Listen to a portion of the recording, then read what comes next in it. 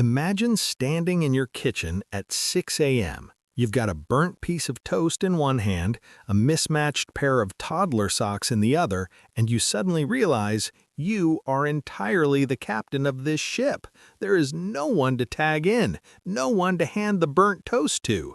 It's just you, your kids, and a whole lot of unspoken expectations. Oh, that feeling, that overwhelming, heavy realization that the buck stops with you. It's a lot, right? But it doesn't have to be a daily struggle. Welcome to the Rising Parent Podcast, where we help you move from surviving the day-to-day chaos to actually thriving with confidence and grace. I'm Edna. And I'm Tim.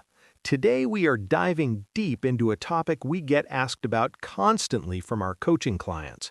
We're calling this episode the Solo Dad Playbook, Mastering Routine and Discipline as a Single Father.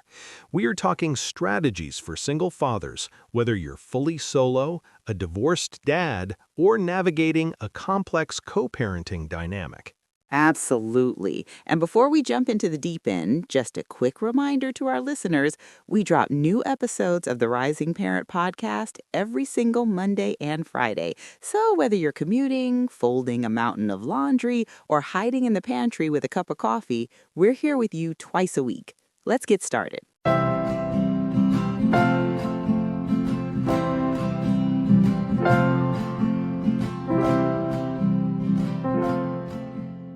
You know, Edna, whenever we start talking about single dads or primary caregiver fathers, I always think back to when we were running the daycare. We saw so many dads walking through those doors looking like deer in the headlights, especially after a recent separation.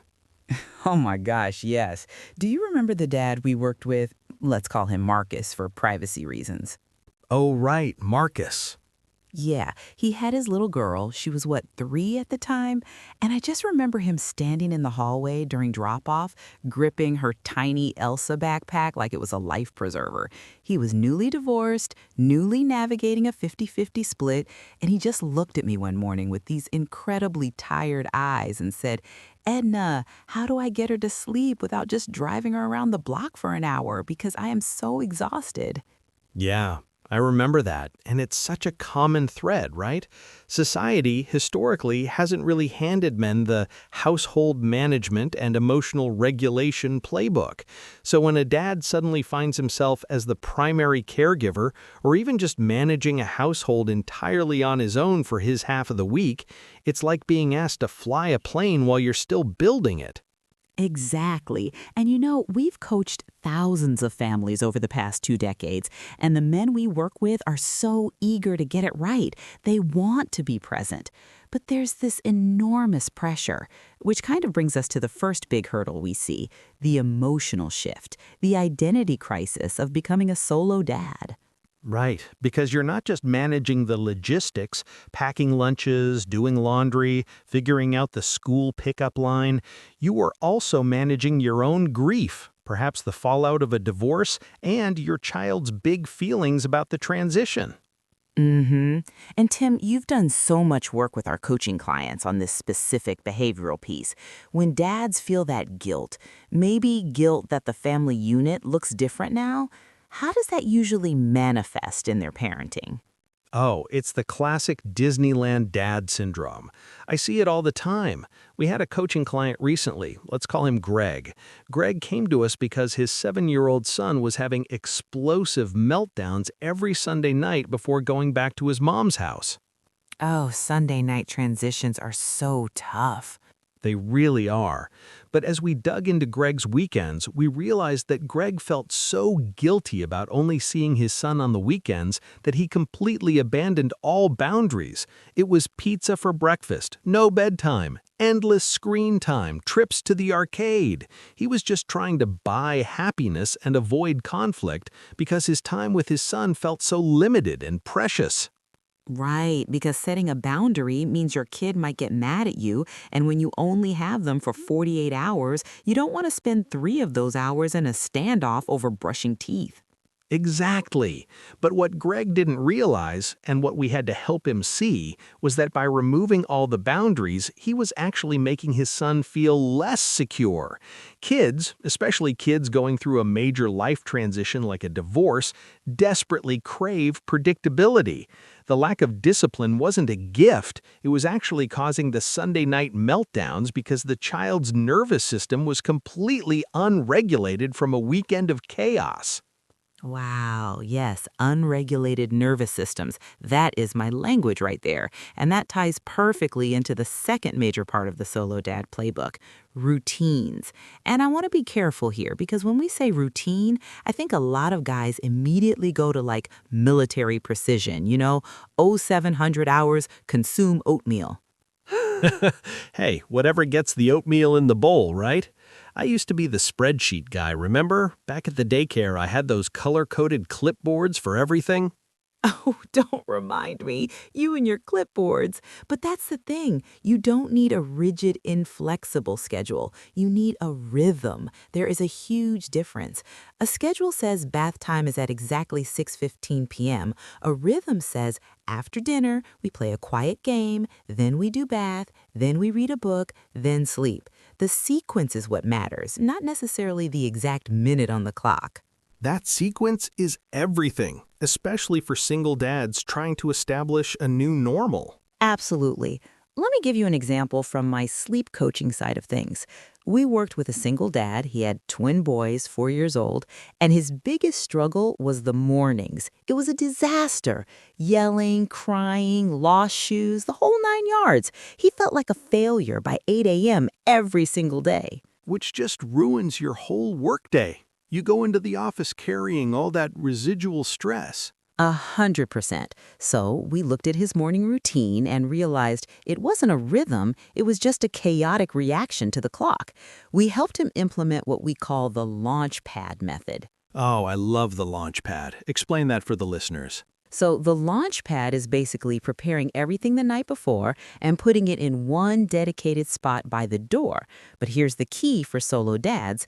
You involve the kids in building the launch pad as part of the evening rhythm. So after dinner, the dad and the twins would pack the lunches together. They'd pick out their clothes together. They'd put the shoes, the backpacks, the coats in the launch pad area. Right, and it removes the decision fatigue from the morning. Exactly. When you are the only adult in the house, you cannot afford decision fatigue at 7 a.m. You just can't.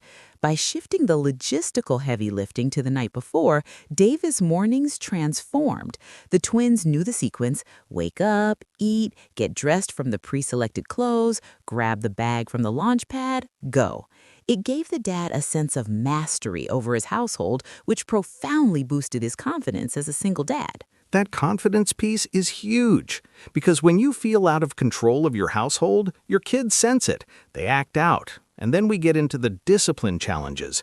And being the sole disciplinarian, man, that is a heavy burden. It really is, because there's no wait until your mother gets home or let me go talk to my partner about this. You have to make the call right then and there. Yeah, and a lot of the single dads we coach struggle with this because they fear that holding a firm line will damage their relationship with their kids. They think, if I enforce this time out or if I take away the iPad, my kid is going to hate me and they're going to prefer being at their mom's house. Oh, the comparison trap. That is so real. It's so real and it's so toxic. I always tell the dads we work with, discipline is not punishment. The root word of discipline is disciple, which means to teach. Your job isn't to be their buddy 24/7. Your job is to teach them how to be functional, kind, resilient humans. Yes, exactly. Let me share a story from back when we had the daycare. We had a dad, he was an amazing guy, primary caregiver to his 5-year-old son. And his son went through a phase where he started hitting, just completely lashing out. The dad was devastated. He was a very gentle, soft-spoken guy, and he was terrified that his son was acting out because of the recent divorce. Which, to be fair, is a very common trigger for behavioral changes. Absolutely. The divorce was definitely the catalyst, but the dad's reaction was to constantly coddle his son after he hit someone. He would hug him and say, "Oh, buddy, I know you're sad about mom not being here. It's okay." He wasn't setting a boundary. Ah, yeah, he was validating the feeling, but excusing the behavior. Exactly. You hit the nail on the head. You can validate the emotion. I see you are angry and sad, but you must correct the behavior. But I will not let you hit. We worked with the dad to develop a firm, neutral boundary. No yelling, no shaming, just a clear consequence. If you hit, we leave the playground. Or if you hit, the toy goes away. And how did the dad handle being the bad guy all by himself? It was hard at first. He called me one afternoon, completely defeated, saying, "Tim, I had to carry him out of the grocery store kicking and screaming, and everyone was staring at me. I felt like such a failure of a dad." And I told him what I tell all our parents. That moment right there, that wasn't a failure. That was you succeeding.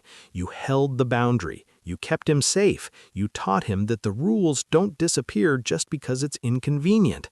After a few weeks of the dad holding that firm, loving line, the hitting stopped. The son felt secure again because he knew his dad was strong enough to keep him grounded. That gives me goosebumps, honestly, because that is the essence of confident parenting. And you know, for solo dads, there's another layer to this discipline and routine conversation, and that is co-parenting. Oh boy, here we go, the co-parenting dynamic. Right? It's the elephant in the room, because unless you are a 100% solo widow or have full unshared custody, you are likely dealing with an ex-partner, and navigating that communication can be a minefield. It really can, and it's one of the most common sources of stress for the divorced dads we coach. The tension, the miscommunications, the arguments over whose rules are better, it drains the energy you should be spending on your kids. So, what is the strategy here, Tim? Because you are so good at helping parents navigate these communication breakdowns. How should a single dad handle a high conflict or even just mildly irritating co-parenting relationship? I always advise our clients to adopt what I call the business partner mindset. I love this concept. Break it down for him. So think about it like this. If you're running a business with a partner and you guys don't particularly like each other personally, you can still run a successful company, right? You communicate clearly, you stick to the facts, you don't send emotionally charged emails at 2 a.m., and you keep the shared goal, the success of the business, front and center. Right. You wouldn't send a business partner a text saying, "You always do this. You're so irresponsible." Exactly. You'd be professional. In co-parenting, your business is raising a healthy, well-adjusted child. So your communication with your ex needs to be treated like business correspondence. Keep it brief, informative, friendly, and firm. We call it the BIF method. Brief, informative, friendly, and firm. Yes, we used to recommend that to so many parents at the daycare when they were navigating drop-offs and pickups with their exes. Definitely. I remember one dad from our coaching program. The dad and his ex-wife had a very volatile relationship. Every text thread turned into an argument about the past. It was toxic. We had the dad switch all communication to a dedicated co-parenting app, no more regular texts, and we coached him to only use the app for logistics. Drop-off is at 5 p.m. Does he need his soccer cleats? Thank you. That's it. No baiting, no defending yourself against accusations, just the facts. Just the facts. And the dad pushed back at first. He said, "But Tim, she sent me this long message attacking my parenting. I have to defend myself." And I told him, "No, you don't. Your defense is your relationship with your child. You don't need to win an argument with your ex. You need to protect your peace." Once he stopped engaging in the emotional tug-of-war and strictly treated her like a business partner in the enterprise of raising their son, his anxiety plummeted. That is such a powerful shift in perspective, and it actually ties right into something I see a lot in the early years and sleep transitions. When parents are separated, the child is often living in two very different environments. Mom's house might have one set of rules and routines, and dad's house has another. And single dads will often ask me, Edna, how do I get my toddler to sleep when her mom lets her co-sleep and watch an iPad until midnight, but I want her in her own bed at 8 p.m.? Oh, the classic house-to-house inconsistency. That's a tough one. What do you usually tell them? I tell them that kids are incredibly adaptable, and they are very capable of understanding that different places have different rules. Think about it. They know the rules at school or daycare are different than the rules at home, right? Right, exactly. When we had the daycare, kids knew they couldn't jump on the furniture there, even if they were allowed to do it at home. Exactly. So you do not need to control what happens at the other parent's house. You can't anyway, so let that go. What you can control is creating a safe, consistent, and predictable environment in your house. If your rhythm is dinner, bath, book, bed at 8 p.m. without an iPad, you hold that boundary gently but firmly. The first night back from the other house might be a little bumpy. The transition hangover. Yes, the transition hangover is real. Expect some dysregulation, expect a few tears, but if you hold your rhythm, they will quickly reacclimate to the rules of your house. The mistake single dads make is throwing their hands up and saying, well, her mom ruined her sleep schedule, so why even try? No, your home is a separate ecosystem. You be the anchor in your ecosystem. I love that. Be the anchor in your ecosystem. That's brilliant. Because when the kid transitions, they might be spinning a bit. But if you are rock solid, if you aren't defensive, if you aren't criticizing their mom, but just calmly enforcing your house rules, they will settle down. They crave that anchor. They really do. And you know, Tim, while we're talking about being an anchor, single dads need anchors too. Oh, absolutely. The isolation factor. It is so prevalent. Men, generally speaking, are sometimes not socialized to build the same types of support networks that women naturally build. Mom groups, play dates, PTA circles, those are spaces heavily dominated by women, and a single dad can feel really out of place. Yeah, I remember back at the daycare, we used to have a few solo dads who would kind of linger at pickup. They'd read the bulletin board really slowly. Yes, just waiting for someone to talk to. Right, because they were starved for adult connection that actually understood what they were going through. Single parenting is profoundly lonely if you don't actively build a village. And for the dads out there listening, you have to be intentional about this. You cannot just white-knuckle it alone. So how do they do that? Where do they find this village? You have to put yourself out there, which I know is uncomfortable, but look for local parenting groups, even if they aren't dad-specific. Show up at the library story times. Talk to the other parents at the playground. We had a coaching client who was a single dad to a toddler. He was feeling incredibly isolated. I literally gave him homework to get one other parent's phone number at the playground by the end of the week. Oh my gosh, like dating but for dad friends? Exactly like that. It's awkward, but he did it. He met a couple who lived in his neighborhood, and they started doing a rotating Saturday morning park meetup. It gave him an anchor. It gave him someone to text and say, "Hey, my kid just drew on the wall with permanent marker. Send help." We all need that. We really do. Parenting was never meant to be done in a vacuum, and solo parenting certainly wasn't. Asking for help isn't a sign of weakness, it's a strategy for success. Amen to that. Well, Edna, we have covered a lot of ground today. From ditching the Disneyland Dad guilt to building rhythms instead of rigid schedules to treating co-parenting like a business relationship and finally, finding your village. It's a lot to process, but I hope the single dads listening, and really any parent listening, feels a little more empowered today. Absolutely. Let's bring it home with our key takeaways for today's episode. Edna, what's your biggest takeaway for the solo dads out there? My biggest takeaway is to focus on rhythm, not just routine. Stop worrying about the clock and start focusing on the sequence of events. Implement a launch pad to save your mornings, and remember that kids crave the safety of predictability, especially during life transitions. Your house, your ecosystem, your rhythm. Love it. My takeaway is about discipline and co-parenting. Drop the guilt and hold the boundary. Being a consistent, firm, and loving disciplinarian is exactly what your child needs to feel secure. You don't have to buy their affection. And when it comes to your ex, adopt that business partner mindset. Use the BIFF method: brief, informative, friendly, firm, to protect your peace and keep the focus exactly where it belongs, on raising a healthy child. Yes, yes, yes. Well said, Tim. To all the solo dads out there doing the daily grind, packing the lunches, holding the boundaries, and showing up, we see you. You are doing important, life-changing work. You absolutely are. You've got this. Well, that wraps up another episode of the Rising Parent Podcast. If you found today's episode helpful, please hit that subscribe button. It helps us out so much. Yes, and do us a huge favor. Leave us a 5-star review on Apple Podcasts or Spotify, and share this episode with a dad in your life who might need a little encouragement today.